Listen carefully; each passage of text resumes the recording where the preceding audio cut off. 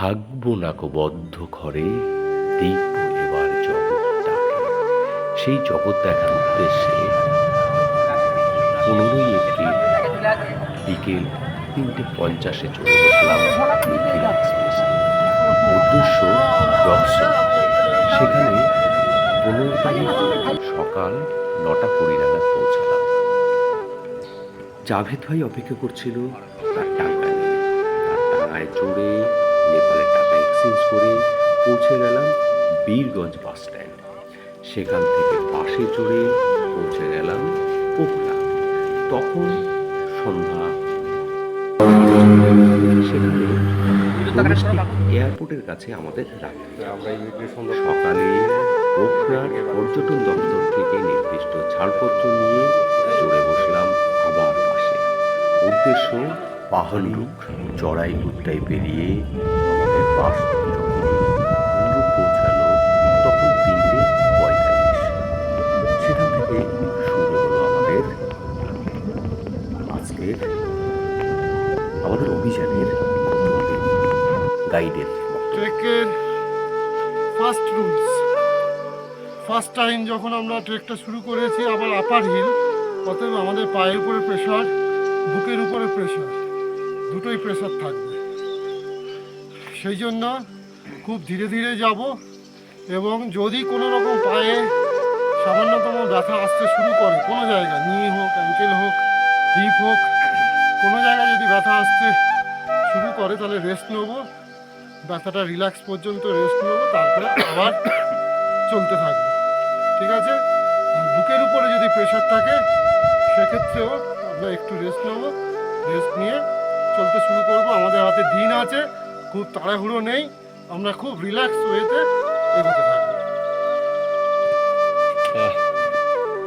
আমরা চলছি তো, যেটা শুনলাম চ্যামলং বৃষ্টি হচ্ছে একাত্তরটা,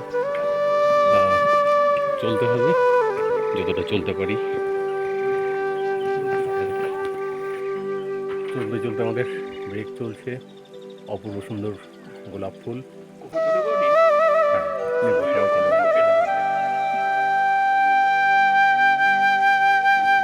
আমরা এখান থেকে জল তুললাম।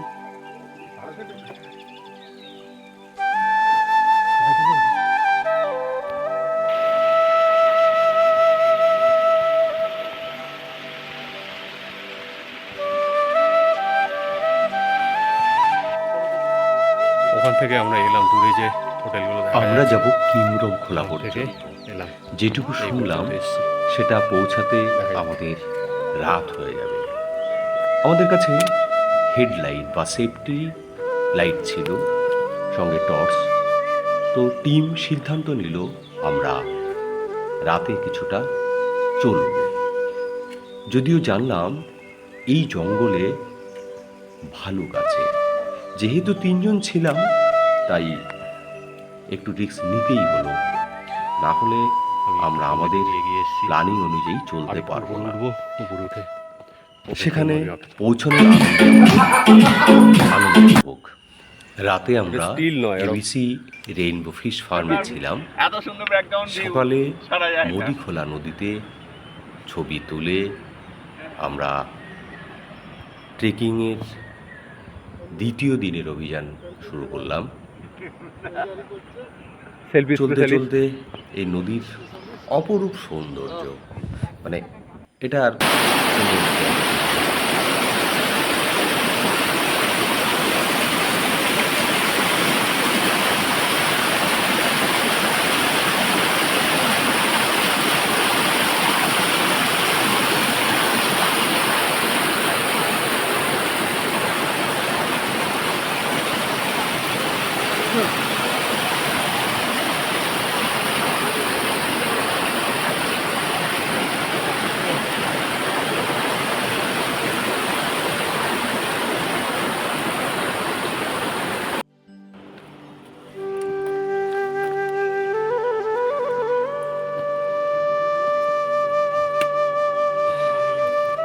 দাদা, সত্যি কথা বলছি, আমার খুব খারাপ লাগছে। আপনার লাঠি আমি একদম এক করে নিলাম। আজকে 17 তারিখ। 17 তারিখ সিনেমাতে থাকবো, ঠিক আছে? 18 তারিখ দোকানে থাকবো, 19 তারিখ দেউরালিতে থাকবো, না 19-20 তারিখ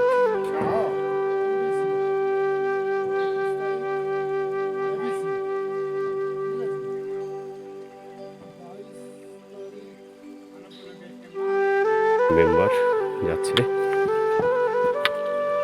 পেছনে আমাদের টিম লিডার তিনি আসছেন। এবিসি বেস ক্যাম্পের সবচেয়ে বড় সুবিধা জায়গায় এরকম করে মার্কিং করে দেওয়া আছে কোন দিকে আমরা যাব, ফলে পথ ভুলে যাওয়ার খুব একটা সম্ভাবনা নেই, হারিয়ে যাওয়ার স্কোপটা কম যদি অ্যাটলিস্ট চোখ কান খোলা থাকে। চোখ বন্ধ করে যে ভুল পথে যেতেই পারি, কিন্তু চোখ খোলা থাকলে তিনি বললেন আমরা ভুল পথে যাচ্ছি, আমাদের সঠিক পথ আবার দেখিয়ে দিলেন, আমরা আবার ব্যাক করে চলে এলাম। আমরা ওই দূরের যে বাড়িগুলো দেখা যাচ্ছে একদম উপরের বাড়িটাতেই ছিলাম কাল রাত্রিরে, আর এই জঙ্গল পেরিয়ে এসেছি উপরের ওই রাস্তা দেখা যাচ্ছে, এই নদী পেরিয়ে আমরা এইটুকু রাস্তা আসতে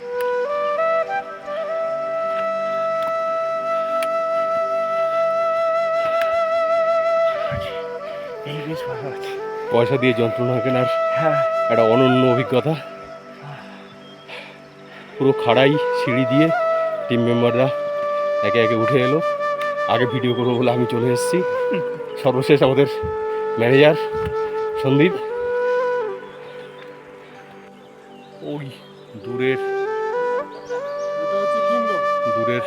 হ্যাঁ, ওইখান বাড়িগুলোতে থেকে আমরা ছিলাম। নিচে নেমে এসেছিলাম কালকে, ওই কিমরাম থেকে। ওই দূরে যে ভিলেজটা দেখা যায়, এখন প্রথম কাঁধে নিয়েছিলাম, কাঠটা বসে যাচ্ছিল, খুব কষ্ট হচ্ছিল, কিন্তু আর ওই লেভেলে হচ্ছে না।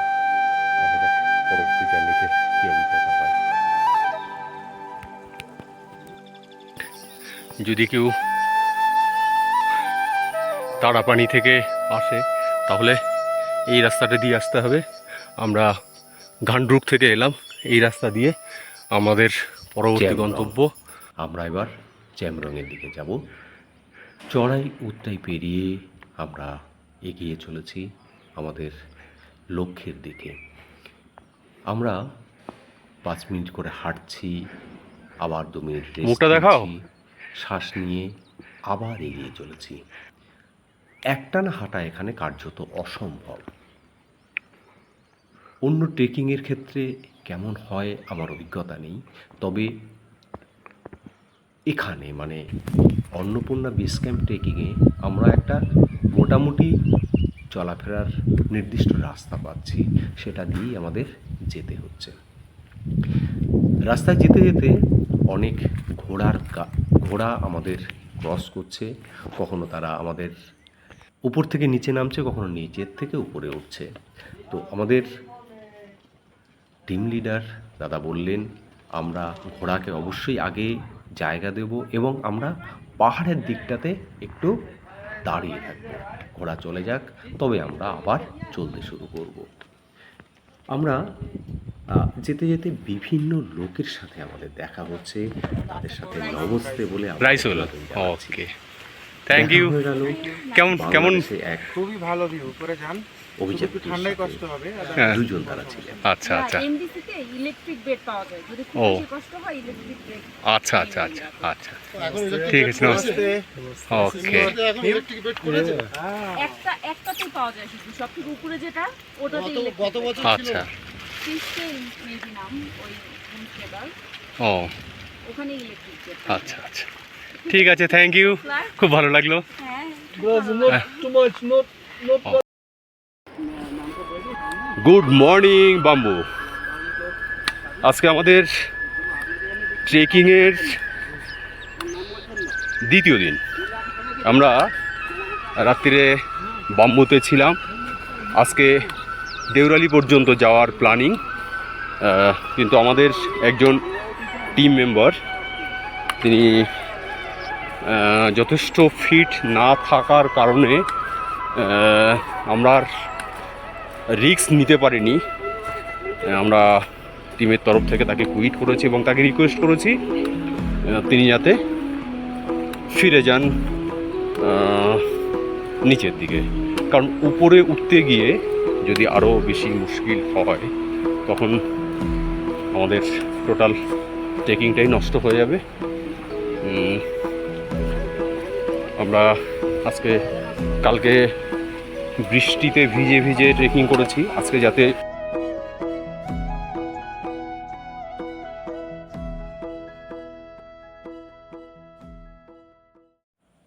গতকাল আমরা বৃষ্টিতে ভিজে ট্রেকিং করেছি, আমাদের জুতোগুলো ভিজে গেছিলো। আসলে গতকাল পরিস্থিতিটা এমন হয়েছিল, আমাদের কাছে কোনো উপায় ছিল না। তো সেই বৃষ্টির মধ্যে আমাদের ট্রেক করতে হয়েছে এবং আমরা ভেবেছিলাম আপার সিনহুয়াতে থেকে যাব, কিন্তু সেখানে আমরা কোনো বেড পাইনি। তো ফলে আমাদের বৃষ্টি দাভালের পরে দোভাল আমরা আমরা এখন প্রাকৃতিক অপরূপ হিমালয় নামে একটা ভিলেজ আছে, আজকে আমাদের উদ্দেশ্য তার দেউরালি। কাছে দেউরালি যাওয়ার হয়তো কিছুটা উপরে উঠতে হবে, তারপর হিমালয়। তার সামনে পশুপতিনাথের একটি মন্দির আছে, ঠিক মন্দিরের সামনেটায় অপূর্ব সুন্দর একটা আমি জানি ঝর্ণা, না আর কোথাও বরাহ মন্দির অনেক আছে, উপর থেকে যদিও ভগবান ঘুরিয়ে ঘুরিয়ে আসছে। বিষ্ণু বরাহ অবতার আছেন, কিন্তু বরাহ রূপে পুজোর খুব একটা প্রচলন আছে এরকম আমি দেখিনি। তো যাই হোক, অপূর্ব সুন্দর একটা পরিবেশ, মানে বিরাট বড় ঝর্ণা, সহস্র ধারায় জল ঝরে ঝরে পড়ছে। পাশে অবশ্যই রডোডেনড্রন ফুটে আছে। যদিও আমরা এই ট্রেকে এই সময় রডোডেনড্রন থাকার কথা, কিন্তু সেই পরিমাণ রডোডেনড্রন আমরা পাইনি। আমরা ট্রেকিংটা খুব কম খরচে করার চেষ্টা করেছি, তাই আমরা শুধুমাত্র রাতের খাবারটাই হোটেলে খেয়েছি। বাকি সময়গুলো আমরা আমাদের সঙ্গে নেওয়া শুকনো খাবারের উপরেই চালিয়েছি। তো আমাদের দুপুরের খাবারের আয়োজন চলছে হিমালয় নামক একটা গ্রামে, হোটেলের কাছ থেকে। এখানে আমরা জল, ঝর্ণার ঠান্ডা জল আমরা নিয়েছি। খুব অপূর্ব সুন্দর পরিবেশ, পাহাড়ের খাঁজে খাঁজে মেঘগুলোর হাতছানি, তার মধ্যে দিয়ে আমাদের যাত্রা জড়াইউটাই পেরিয়ে যেতে যেতে অসংখ্য মানুষের সাথে আমাদের যোগাযোগ হচ্ছে, পরিচয় হচ্ছে। যেটুকু আছে মোটামুটি আফ্রিকা বাদে বাকি সমস্ত দেশের মানুষই বোধহয় কথা হয়েছে, জার্মানি, ফ্রান্স। আজকের গন্তব্য দেউরালি। আমরা দেউরালি পৌঁছে গেছি। দেউরালি আমরা যে হোটেলটাতে থাকছি তার ঠিক ঢোকার মুখে একটা অপূর্ব সুন্দর ঝর্ণা এবং বরফ পড়ে আছে, অসাধারণ। সকলকে আর একবার অনুরোধ, গ্লেসিয়ার, দয়া করে অবশ্যই বরফ জমে আছে, বরফ কাদা লাইক, কমেন্টস এবং পুরোটাই সাবস্ক্রাইব করবেন, সাদা, যাতে তার এই ধরনের ভিডিও করার উৎসাহ পাই। যাচ্ছি। আপনাদের অপছন্দ হলে অবশ্যই ডিসলাইকও করবেন, কিন্তু কিছু করবেন থেকে এটাই অনুরোধ। অন্নপূর্ণা থেকে নেমেছে, আমি উৎসাহ পাবো। যদিও আমরা পা স্লিপ করছে, এই ট্রেক নিজে করতে বরফ গিয়ে গলে গিয়ে জল হয়ে যাচ্ছে, ভিডিও করব বলে বেরিয়ে যাচ্ছি, লোককে দেখাবো বলে করতে চাইনি, ফলে অনেক ভুল থাকবে। সেগুলো নিশ্চয়ই আপনাদের কমেন্টসে আপনারা উল্লেখ করবেন। ভবিষ্যতে চেষ্টা করব আরও সুন্দর করে করার। ওকে।